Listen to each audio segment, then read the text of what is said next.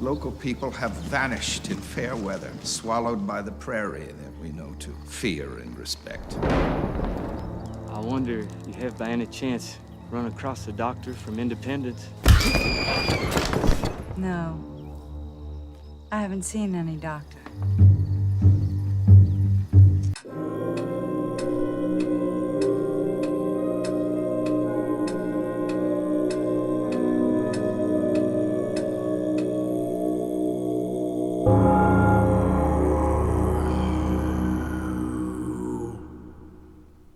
Once again, it's Tuesday, and you know what that means. It's time for a new episode of 13 O'Clock. This is episode 66. Damn. I know, right? Did I kind of sound like Casey Kasem just then? No. Episode 66. Episode 66. What? You can tell I listened to the radio a lot back in the day. Back in the day. Yeah. He's been dead for a while, I think, isn't he? Is he? I think he's dead. Probably, I guess so. But yeah, today's show, we're going back into the true crime well. This was also another request, although, again, I can't remember who requested it. Yeah. But it's actually the Bloody Benders. Yeah, I've never heard anything about this. This kills me. I hadn't really heard much about it either. Like, I'd heard the name, but I didn't really know much about it. I mean, they're essentially... They call them America's first serial killing family. Right. Which I guess they kind of are. You know, we did a show about H.H. Holmes, and a lot of shit about him. Yes, he was a horrible murderer and stuff like that, but a lot of shit about him was exaggerated. Yeah, fake news. Okay, but like this shit is not really exaggerated, and I feel like there's really not much about this. Okay. Like, I kind of looked up, you know, there's a lot of blogs, there's a lot of websites. Obviously, they have a Wikipedia page, they have a Murderpedia page, but there's no like long form documentaries about them. Right. Like I found an episode of an investigation discovery show called Evil Kin, and they had an episode about them. There was a movie made about them, like an independent movie made last year that was just called Bender.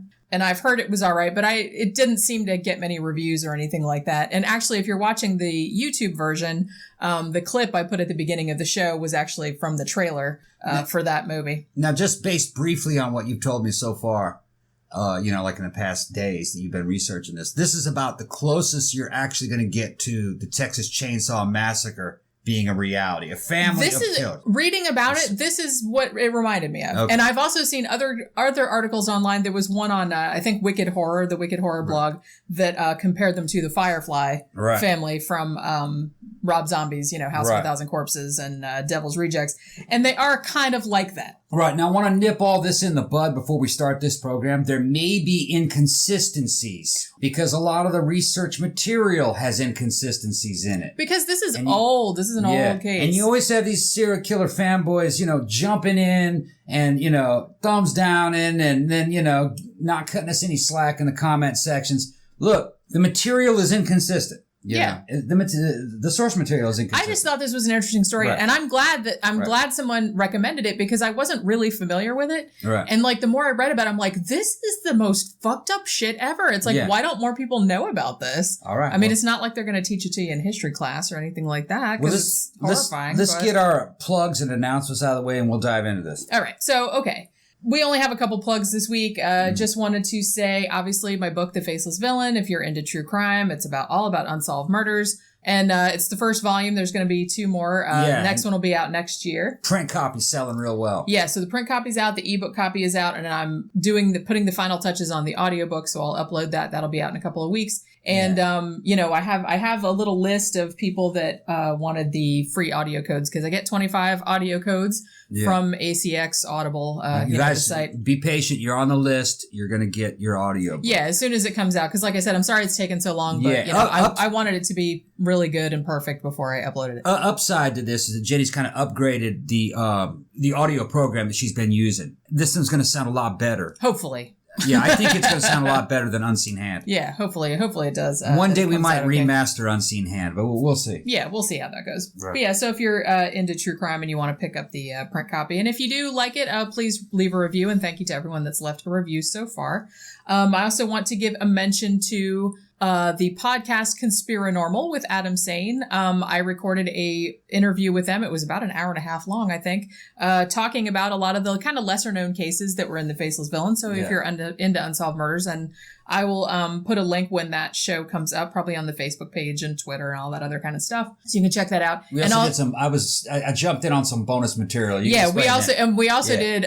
Tom and I both did some kind of bonus material for their patron only, feed, and we talked for about an hour about. I don't even remember what the hell. I don't know. I can't we were supposed to be talking about the Cleveland torso murders, which we kind of did, but then we kind of went off on a bunch of tangents. On that one, I realized how amusing I am. Every time I'd open my mouth, those guys would start laughing. You know what's really cool about those guys, about Conspirinormal, and it's a really good podcast. It's like they're actually big fans of ours, which is actually really flattering. They're throwing back comments and jokes that I made on earlier shows, and I'm going, oh yeah, I forgot about that. Because like I said, we don't script any of this shit. So so sometimes people that listen to the show remember the stuff better than we do.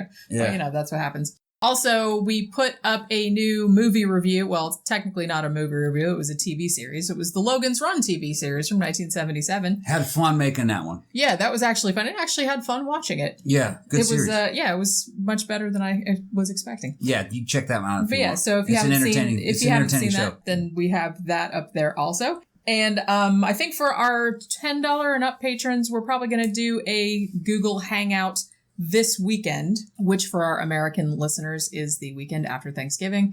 Probably be Saturday, Sunday, whatever. It's almost time to start cooking up that cornbread. I know, right? Because I got to make that cornbread stuff. Yeah. And cook a whole turkey and everything. Yeah, you got to cook the cornbread several days beforehand, don't you? Because it has to dry out a little bit. I want to get a pecan pie. I want to get a pumpkin pie. I want an apple pie too, motherfucker. Make an apple pie. And I want to make some gravy. I want all the pie. I want to make homemade cream style corn. You like the cream style corn. Yeah, it's good. Real mashed potatoes. Yeah. Giblet gravy. Yeah. Of course. I'm all about that. All about the food. These people don't know how I cook, man. I keep us fat over here, man. It's a constant war. It really is. It's a constant war. It's very hard to keep our girlish figures. Well, you're the one with the girlish figure. It's all man over here. It's all man. Yep, I'm going to pinch you. Yep, that's all man it's right all there. Man.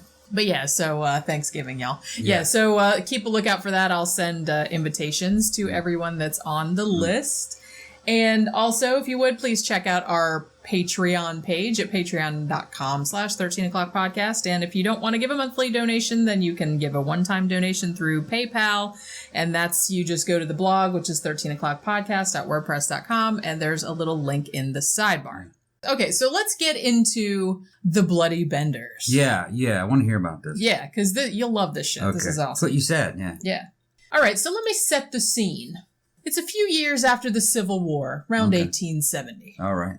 Now, the government has just taken the Osage Indians from Kansas and have, essentially booted them off their land. Right. They sent them to a new Indian territory, about 50 miles south, I believe, in what is now Oklahoma. So the land that remained empty in Kansas was made available to homesteaders. This is during the westward expansion. And so, if you go, you file a claim, and you didn't really have to do much paperwork. You file a claim, you get some land, you work the land, you can keep it. Okay. So around 1870, there are 5 families, and they move into this one area of Kansas. They are spiritualists. All right. Okay. This kind of plays a little bit into it. Not much, but, I felt like I should mention They're doing seances. They're doing kind of rebooted Christianity. Yeah. Right. This kind of stuff. So these were the 5 families that moved in around Osage County. And, or Osage Township, rather. They weren't Mormons, County. Were they? No. They weren't Mormons, all right. No, they were definitely spiritualists. Okay. One of these families was the Benders. Now, when I say family, you can't see me, but I'm making little ironic air quotes. Because it's not actually known if they were actually a family in the strictest sense. Like, they may not have been related DNA-wise. Right, but I will get to that shortly. Okay. So 1870, the dad... either known as John Bender or Pa, or sometimes as William Bender for whatever reason. Him and his quote-unquote son, John Bender Jr., they travel out there, they lay a claim to 160 acres and start setting up a homestead.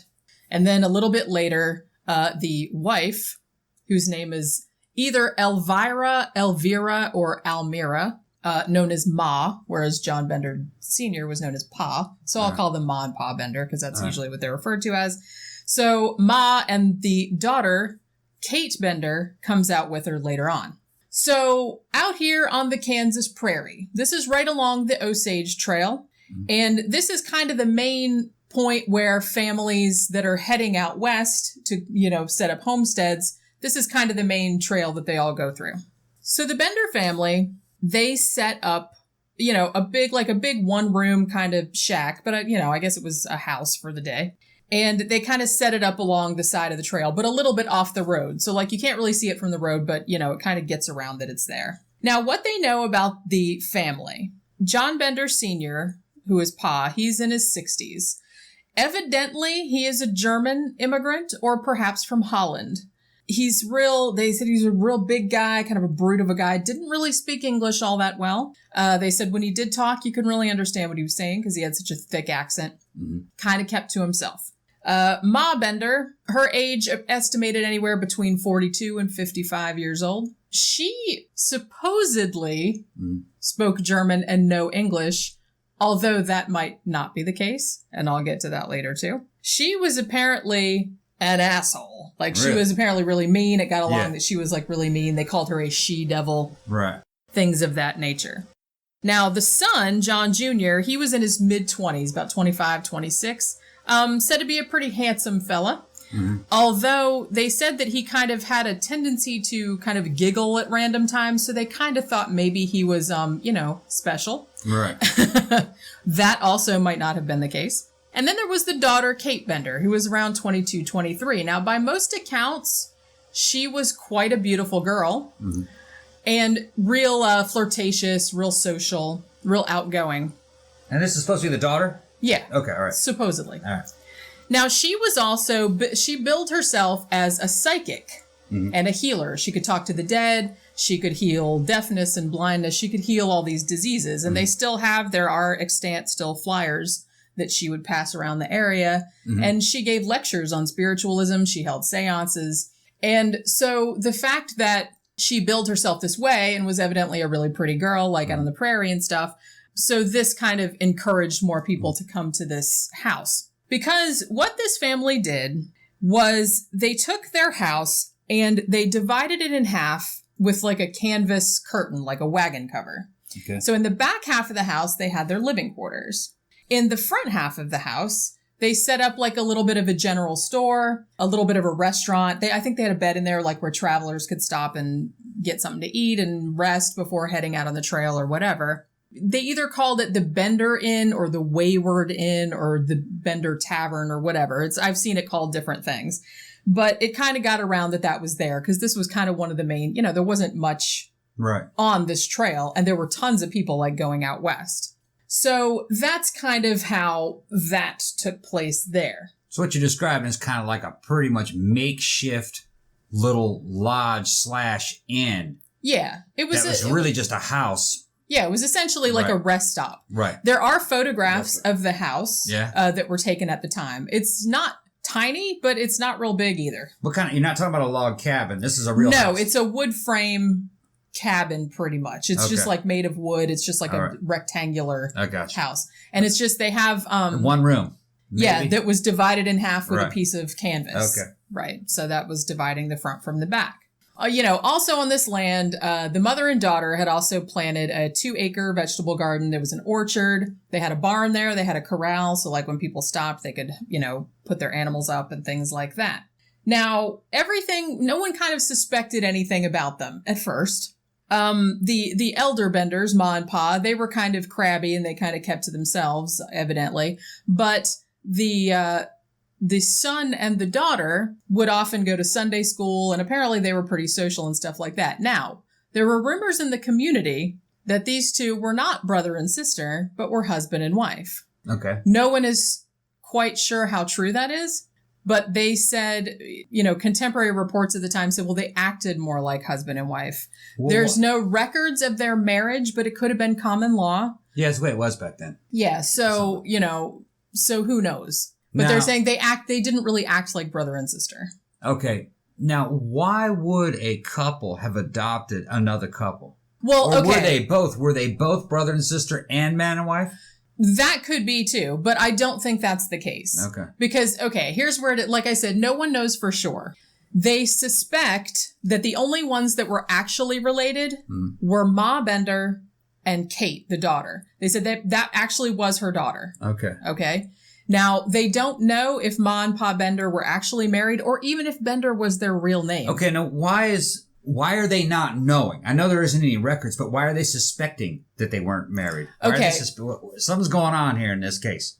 Well, after the crimes and shit occurred, like I was going to get to this later, but after the crimes and stuff occurred, it came to light that they found like a Bible in the cabin, in the house. And, people used to keep their family records like in the Bible and stuff like that. Okay, now they had genealogy and in the back. Right, yeah. Now, they had written in the Bible the birth of the daughter. Okay. Although she had kind of a different name, but they're kind of thinking it was maybe the same chick. Okay.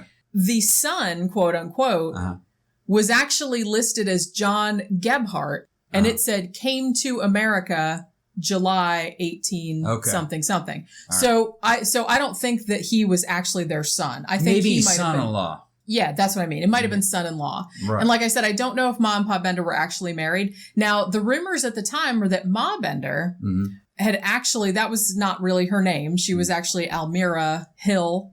She was born, and she was born in the U.S. She wasn't born in Germany. They think John Bender might have been born in Germany. Right. But the woman wasn't.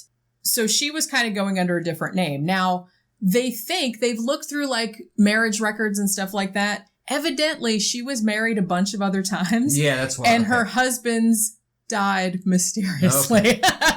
So Ma Bender was a suspected poisoner, serial poisoner. Well, not poisoner. Right. They died of head wounds. Oh, head wounds. Okay. All right. That's the story. So that's just straight up serial killer, maybe. Yeah, so that's the story. Black Widow. She Pretty might have been much, a Black Widow. Okay. Okay. So the trouble starts to arise in about the late spring of 1871. And there's a body found. The man was just named Mr. Jones. I don't know what his first name is. None of the sources say. So he was found in Drum Creek, which was rather near the farm. And his skull was crushed and his throat was cut. Now, initially, no one suspected the Benders. They actually suspected the guy who had made the claim on the land that was right by Drum Creek, but nothing was really done about it. And a few months later, in like winter of 1872, they found two more bodies. These two men were not identified.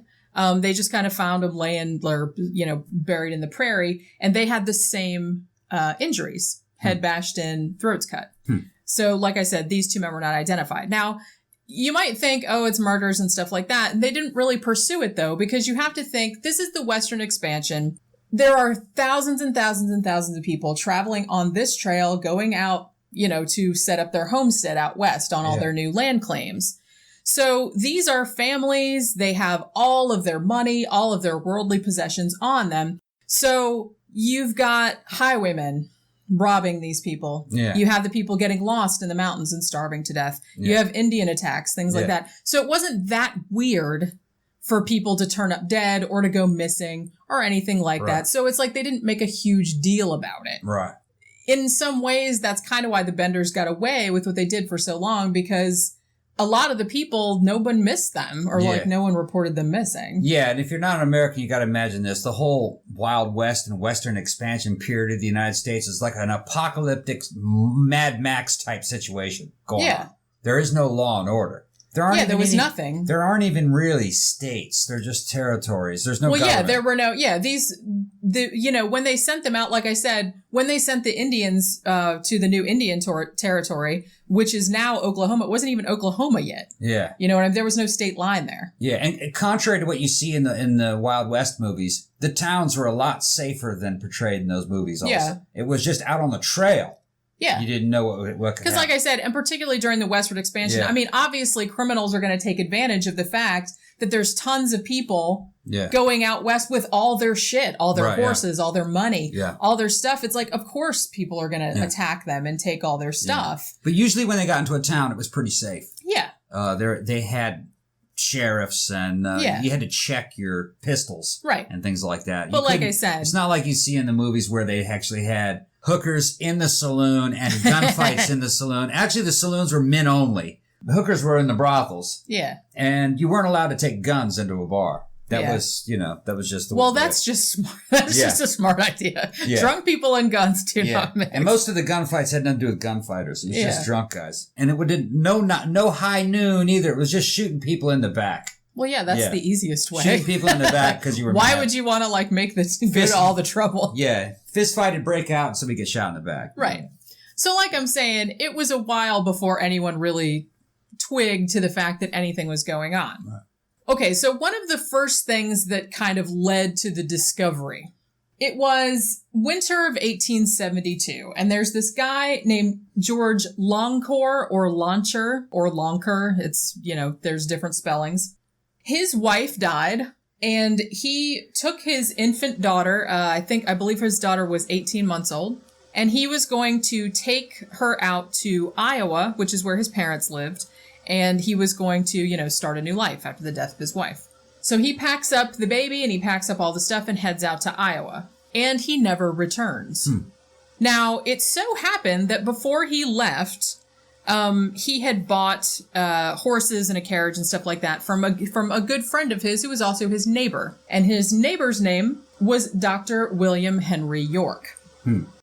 Now, William Henry York got very upset and wondered what had happened to this man and his baby. So he said, well, I'm going to go find him. So he heads out along the trail because, it was the Osage Trail. Everybody went that way, so he knew where he was going. Okay, so Dr. York gets to Fort Scott, and he's coming back to Independence, Kansas, which is where he was from. He never makes it home. So he went to look for the guy with the baby. He doesn't come home either. Okay. At this point, it transpires that Dr. York had two very powerful brothers. One of them was a colonel in the military and one was a Kansas state senator. So obviously they're like, okay, well, we have to find out where this guy went. And at this stage too, it should be said this year and a little bit into the later year, there had been a lot of rumors of man, a lot of people are going missing in this one area of the Osage Trail, and isn't that strange? So there had been rumors circulating that there were an unusual number of disappearances. Yeah. So the one brother, Colonel Ed York, he says, well, I'm going to go and find my brother. So Colonel York, he's got 50 guys, and he's going to go all along the trail because he knew where his brother was going. And he's like, I'm going to question all these people and everything like that. So Colonel York, in March of 1873, he arrives at the Bender's Inn. Okay. And he says, I'm looking for my brother, Dr. York. Have you seen him? And the Benders were like, oh yeah, he did stay here for a night. Maybe the Indians got him. So Colonel York's like, fair enough. Right. It did happen. So it wasn't crazy or anything like that. So Colonel York is like, okay, fine. And he stays at the inn for dinner. And then he's kind of still hanging around the town. Now, a couple of days later, he receives wind that a woman who was staying at the inn kind of came crying to the trustees or whoever. They're like, Ma Bender drew a knife on me and was acting all crazy and shit like that. At which point Colonel York goes, maybe these people had something to do with some of these disappearances. Right. So they go to question Ma Bender about this situation. Yeah. Now, John Jr., the son, he says, oh, that woman was here and she was being an asshole. She's a witch and all this other kind of stuff. And my mom was just trying to get rid of her. And at this stage, now, like I said, everyone thought that Ma Bender couldn't speak English. Right. But she got mad and she said, the woman was a witch. She cursed my coffee. So I was trying to get rid of her and all this other stuff. And they're like, oh, she really does speak English. Cursed her coffee. Yeah, and she understood English just fine. So again, these people are not what they seem. Right. All right. So at that stage, like I said, York is suspicious and all this other stuff. And then at this point, Kate says, hey, Colonel York, why don't you come back to the house by yourself on Friday night and I'll use my psychic abilities to tell you where your brother is. Right. And I think Colonel York is kind of like, no. Right. You know what I mean? Because that sounds a little fishy. So the men, because, York had a bunch of men with him. And the men were like, I think this family's up to something. These people and some neighbors that they had too. He's like, I think they might be in on it. Let's lynch them. Whoa. And so York was kind of like, no, we can't do that. We don't have enough evidence or anything like that. Now, because of all the disappearances and shit like that in the area, like some of the people around in the town had started to think that, oh, well, maybe the Indians were killing all these people off. So they got together like a committee meeting and they were going to talk about it.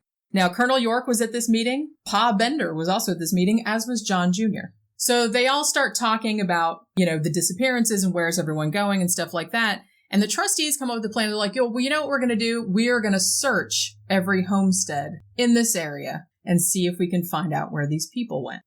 Now, as I said before, Pa Bender and John Jr. were at this meeting. So after the meeting's over, everyone kind of lost track of the Benders. No one was watching them. All right.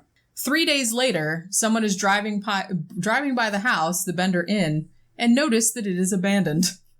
He's like, there are still animals that are starving outside, like all their shit is gone. Right. So now everybody starts to get really suspicious. They're like, well, we're going to go search this homestead.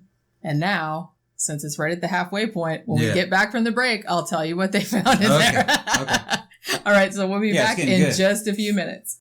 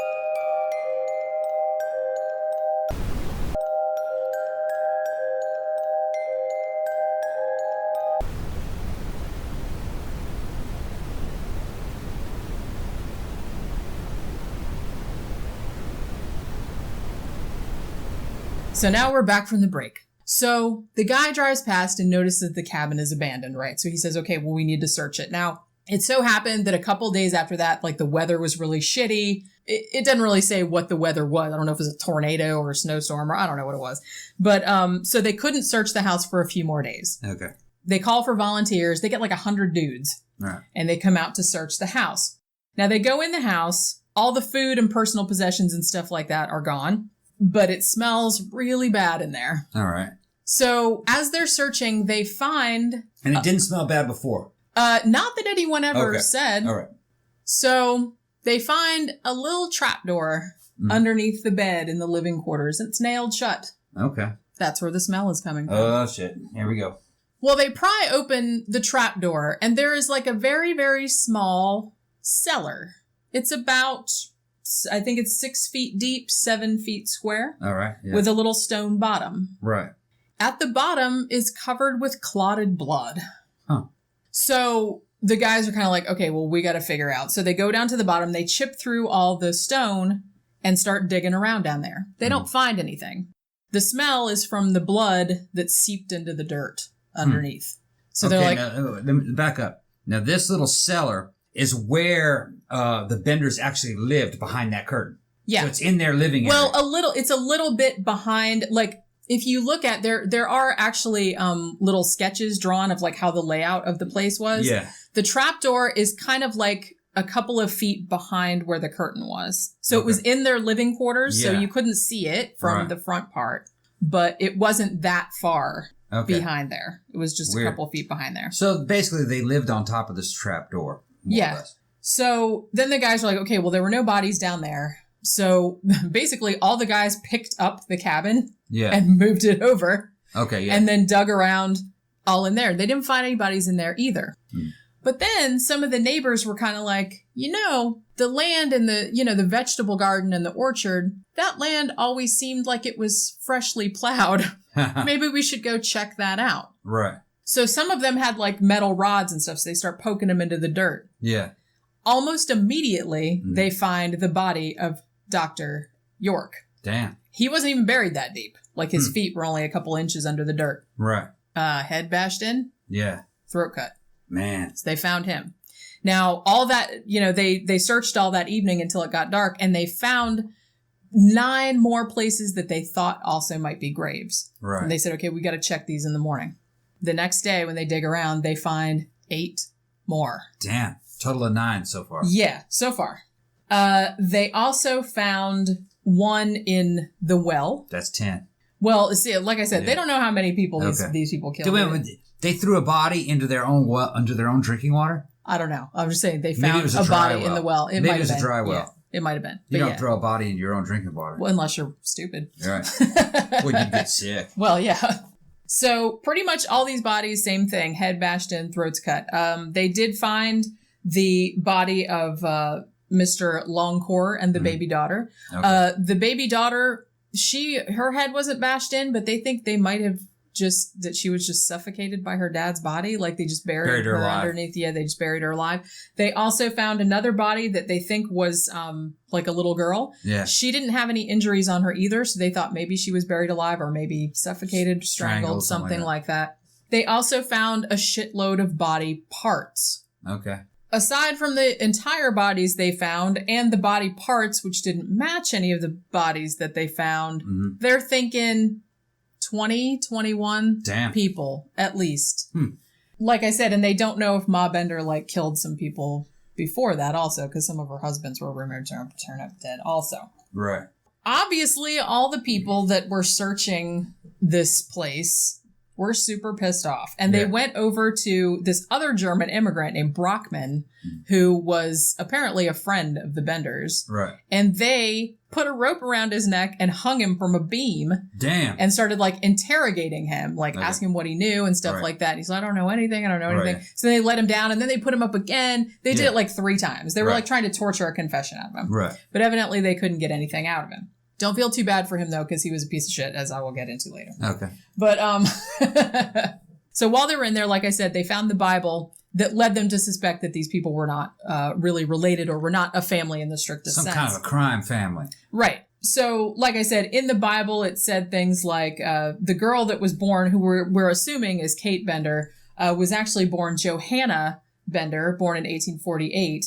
And then John Jr., who was supposedly their son, actually, there was something in there that said John Gebhardt came to America on July 1st, 18 whatever year. Now, are they sure that that's their Bible? That's not a Bible. Well, it was found in their house. They could have just got that off of someone they killed.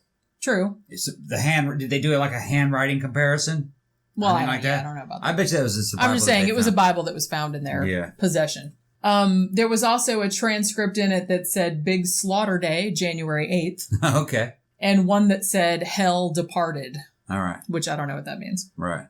All right. So after that, I mean, this was huge news. People, reporters came from everywhere and checking this place out. The cabin and everything on the land was completely dismantled by souvenir hunters, because that's what people did back in the day. Yeah. They just came and took rocks. Well, look, I got a rock from the well and I got a wood from the house and all this other shit, so nothing remained. Right. And actually, even nowadays, there's nothing there. It's just a big flat prairie.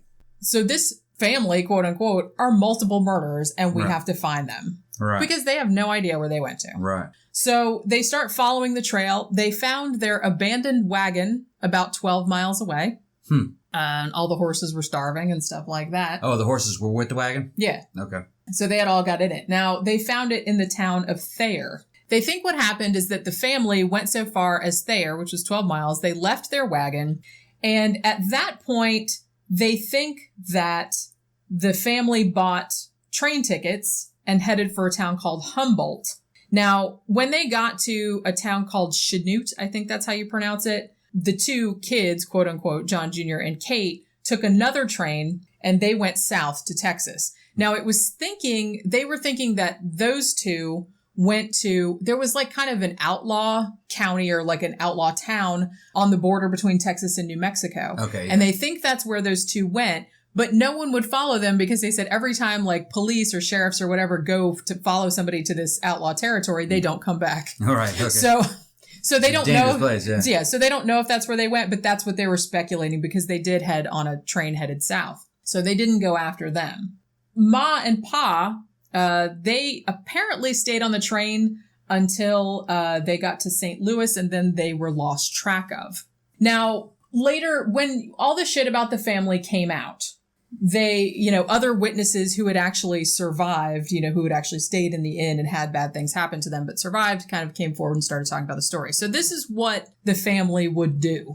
They would basically, they didn't pick on everybody because apparently a lot of people stayed there. It was kind of the only place in this area. But when they had the target individual, they would get Kate to kind of distract them, like flirt with them and breathe their fortunes and all that kind of stuff. And they would make them dinner. They would say, sit at the table and sit at the place of honor is what they called it. Right. And it was the chair that was directly in front of the canvas. Right. So they could slip out from behind that thing and. Yeah. So they said it was so close. And if you see the diagram, it was so close that your head was kind of touching the canvas when you sat down at the table. So Kate would be talking to them and stuff like that. And either Pa Bender or John Jr. would come up behind the canvas and hit the person with a sledgehammer in the side of the skull. Damn. They would fall off the chair. One of the women, either Ma or Kate, would then slash their throats to make sure they were dead. Damn. They would drag them to the cellar.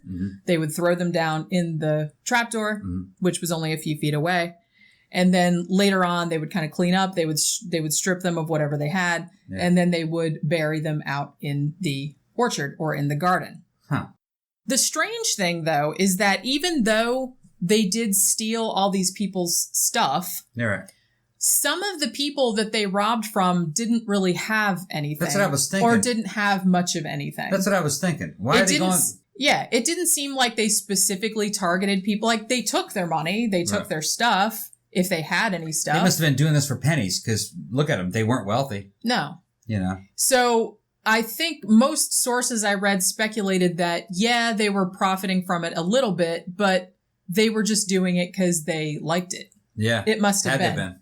Because they said they really didn't get a huge amount of financial gain. And actually, if you look, and I think Wikipedia has like a list of all the victims and how much money they supposedly had on them. Like some of them had a significant amount because they were heading out west to set up a new homestead or whatever. But some of them only had a few dollars or didn't really have much stuff. Were there any signs of cannibalism? Not that I ever saw. So they weren't getting a meal out of it. No, it's Now, some of the newspapers, some of the contemporary newspaper reports said that some of the bodies had been quote unquote indecently mutilated. So I'm not entirely sure what the connotation of that is. Maybe it just meant cut into pieces. That's what I mean. They might have just been cut up because they did find body parts that didn't match any of the bodies. Make them easier to transport. Yeah, so maybe they were just like cutting them up to go, because I don't think they weren't like raping them. They weren't like, they were just taking their shit and just burying them in the garden. That's weird that they'd kill an adult that was accompanied with a child. That's kind of cold blooded. Yeah. And like I said, one of the other bodies was like a young girl too. Yeah. Maybe that particular victim, the father or whatever, had money. It could be. But yeah, so later on, it came to light that some people that had stayed there, had some kind of stories about it. They thought it was weird at the time, but, they're not going to report it because they didn't know they were murderers. But then, like, afterward, they came forward and like, oh, well, that explains that. You know what I mean? What kind of things? What kind of It was just kind of like, okay, so here's this one guy, and his name is William Pickering. Mm-hmm. And he stopped at the inn, and he was going to eat and stuff like that. And they told him, hey, sit at the seat of honor and stuff. And he's like, and I didn't really want to because he's like, it had kind of stains on it. And it was kind of dirty. Right. So he didn't want to sit there. And he's like, at which point Kate Bender started threatening him with a knife. Like, she got really mad. Yeah, you better sit over there. And like with a knife. So he was like, yeah, I'm out of here. And he got the fuck out. Right. And there was also a priest that stayed there. Yeah. And he said that he had seen the dad and the son like kind of coming out from behind the canvas with hammers, and he fucking took off. Right. So, he probably would have got bashed if he'd stayed there. Right. And the same thing happened to two guys who stayed there, and they said they didn't want to eat dinner at the table. They wanted to eat at the shop counter. All right. At which point the mom and Kate got really, really pissed off at them. And then the two guys came out from behind the canvas with a hammer and stuff. And so they took the fuck off too. They saw the trap. They saw the trap. So they were just like, and like I said, they probably didn't report it at the time because it's like, yeah, that was scary, but they didn't really think anything was going to happen to them, I guess. So, but, after the shit about the murders came out, then they were like, oh, well, okay. They gotta make a movie about this, and Crussell is in it. Crussell blows the whole lid off this. Like something out of Hateful Eight. That's what I was saying. It would be weird. And like I said, they did make a movie about it last year. I haven't seen it yet, but I did see the trailer. Now, they also said that the cabin had several bullet holes in the roof and the walls and stuff. So they don't know if, like, when some people got hit, like, they didn't get knocked out and they were trying to shoot their way out, like, were trying to defend themselves, but evidently that wasn't the case in most of the time, because most of them ended up getting killed. Now, the weird thing about the end of the Benders is that no one is ever really sure what happened to them. They just vanished. Afterward. They pretty much just vanished. Weird. Because they were so famous and because there was like a huge reward out, like for their capture. I think it was $3,000, which in today's money would be like 60 grand. So there were a bunch of people that came forward and said, and this wasn't like, a lot of people didn't know what they looked like. Right. There were some tin types of them. There were like, shit like that, but there wasn't like a lot of photographs of them. Back in those days, it was easy to vanish. Right. I'll tell you what they did is that they just sold whatever they had or divided up anything that they had, the money and everything, possessions, and they all split up. Yeah. That'd make well, they know for sure that the two quote unquote kids and the quote unquote parents, that they did split up at some point. Okay. So I think they all ended up being individuals eventually. Yeah. I think they all went. Because like I said, I think they speculate that the only ones that were actually related were Ma Bender and Kate. They said they actually do think they were mother and daughter for real. Yeah. But the other ones, they're not really sure. So, so there were like all these rumors going around. Like, and it was all assumed names. I bet you that those were not their names. No, they don't think that those were their names.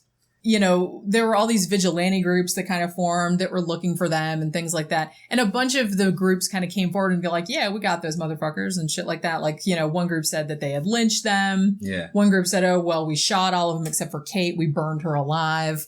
Yeah. We threw them in this river. We killed them all and buried them on the prairie and shit like that. But, nobody ever had proof. Nobody ever, like I said, there was a big reward. No one ever claimed it. Right. So no one had enough proof. Nah, they got away. To do. Yeah. So I'm kind of thinking they got away. The thing is that over the ensuing years, because the murders were so heinous and because they were so infamous, pretty much, people kept looking for them like for many decades afterward. Right. And there were a lot of kind of, legend and folklore kind of grew up surrounding them. Now, there was some speculation that Pa Bender, that he might have been, like his real identity might have been John Flickinger or Flickinger. No one knows for sure, but some people think that that's what his birth name was and that he was actually born in Germany. Now, a man named John Flickinger did commit suicide in Michigan in 1884, but they're not sure if that's who it was. Now, that same year, though, it should be noted that a man was arrested in Montana, and this man looked a lot like the description of Pa Bender. This man was arrested for a murder he had committed in Idaho, in which he had killed a victim by hitting him in the head with a hammer. Mm. So they arrested this guy, and they're thinking, okay, well, maybe this is Pa Bender. So they sent word back to the town of Cherryvale in Kansas, which is right around where the house was, and said, can you send someone out here to identify this guy? We think it might be Pa Bender. Mm. So before that could take place, because obviously shit took a long time back then, this man cut his own foot off to get out of the leg irons. Damn. And bled to death. Damn. So by the time that a guy got there from Cherryvale, they said the body was so decomposed that they couldn't tell who the fuck it was. Maybe. So was that Pa Bender? Who knows? That does seem weird that he killed the guy by hitting him in the head with a hammer, because that's definitely the dad's MO. But he still had motive to run, because he was probably facing the gallows. Right. So actually, whether or not that was John Bender, no one knows. They actually said that after he died, local saloon stole the skull and displayed it as Pa Bender's skull for many years until it disappeared. No one knows where it is now. Now, remember when I said before how they kind of lynched that Brockman guy that was a neighbor? Yeah. Okay, well, later on, it came to light that the Benders probably had help from like neighbors and other people in the area. Because I think it was at least 12 or 13 people that were around the area that were also indicted kind of as co-conspirators. How'd that happen? Some of them actually helped the Benders get rid of stolen goods. What? From the bodies and things like that. One of these people had evidently forged a letter from one of the people they killed, like a letter back to his wife saying, hey, I got here and I'm fine and stuff like that. So there were many accomplices. So yeah, it does seem to be the case. Right. And this Brockman fellow also, was kind of in on it, like helping to dispose of stolen goods and stuff like that. Incidentally, a couple of decades later, the Brockman guy, the guy that was lynched or whatever, he would actually be convicted for raping and murdering his own daughter. Damn. So, like I said, don't feel too bad for him. Okay. And a couple of years after that, about 5 years after that, an older woman and a younger woman were captured in Michigan for theft, larceny. And there was some speculation that this might be Ma Bender and Kate Bender. The reason that they thought this was because the daughter of one of the victims evidently had a dream about her father getting murdered by the Benders and stuff like that. Because, her father was one of the bodies that they found.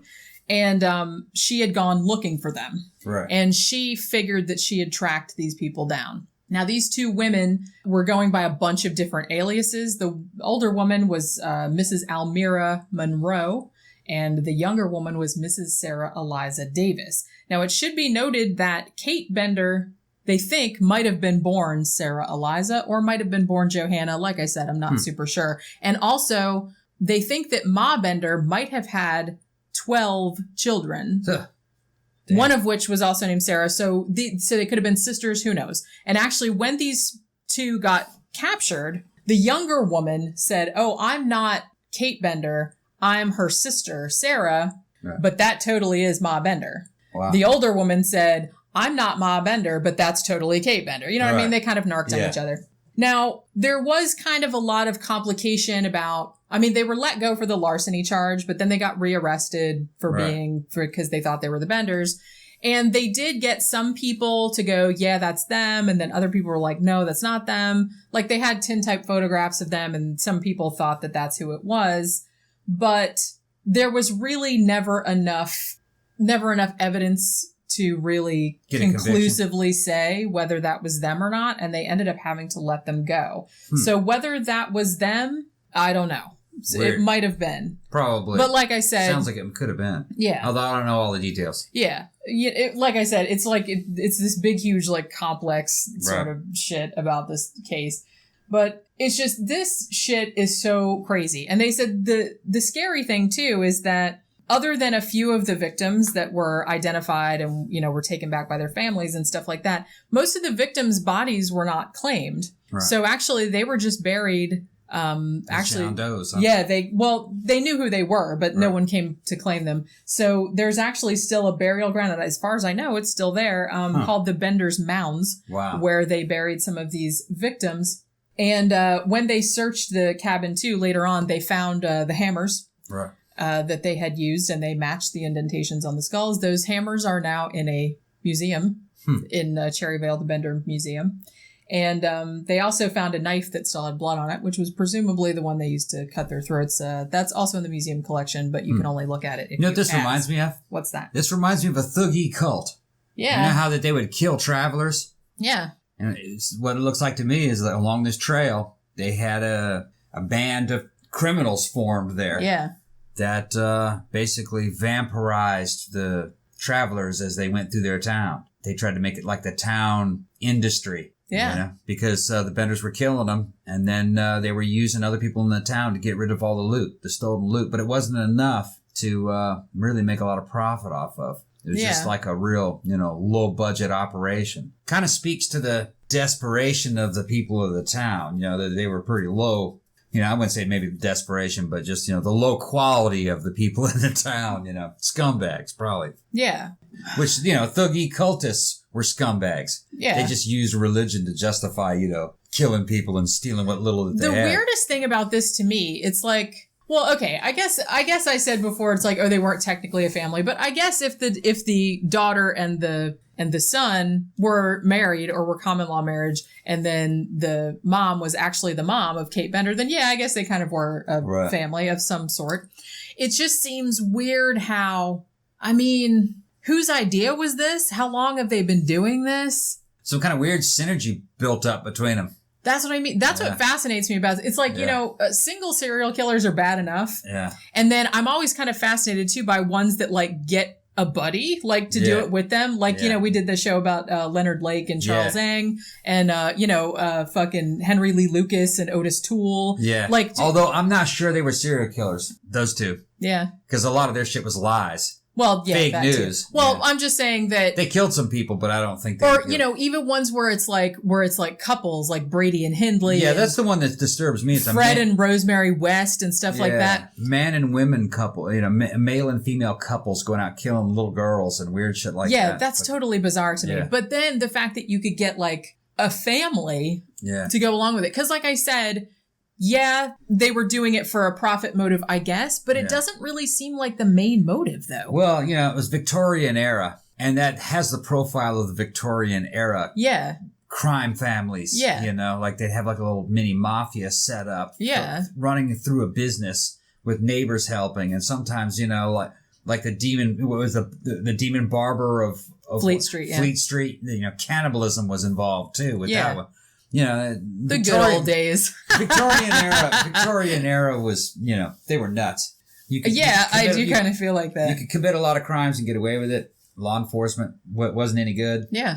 And I think maybe like people don't realize how polluted the environment was at that time. You know, there were a lot of heavy metals and lead and mercury and. Well, and people didn't live very long. They were all in very ill health. Yeah, and I don't. The water was dirty. The air was dirty. And I think it, you know, mercury and lead can play hell on the human brain. Oh, you know, and they start getting aggressive and crazy. Mad as a Hatter, you know, came from that area. Yep, that's right. And I think that had a lot to do with it. You know. Yeah. And evidently, the same with ancient Rome. Ancient Rome had real bizarre behavior, and they had a lot of mercury and lead in their diet. I don't think mercury so much, but lead. It's funny. I think I talked about this a little bit when I was on the Conspirinormal show, because I was talking about, I'm fascinated by all true crime, especially unsolved ones, but I'm especially fascinated with old crimes, especially Victorian era or, you know, Old West type stuff, you know, stuff that's like pre-1950, just because people tend to have a misperception of the past. Right. As they tend to see it in a rosy sort of light. Like, oh, it was so much better back then. Yeah, they also think it was clean, and it wasn't. No way. Toxic waste. You guys, I can't recommend enough this book. Its book is called The Ghost Map. Yeah. And it's basically about how they figured out that germs in water cause diseases. Right. It's set in London. They knew nothing. And it's about a cholera outbreak in London. People don't realize that the toxic waste and the filth that came from leather tanneries, and leather tanneries were everywhere. And they might be right next door to a butcher shop or something selling food.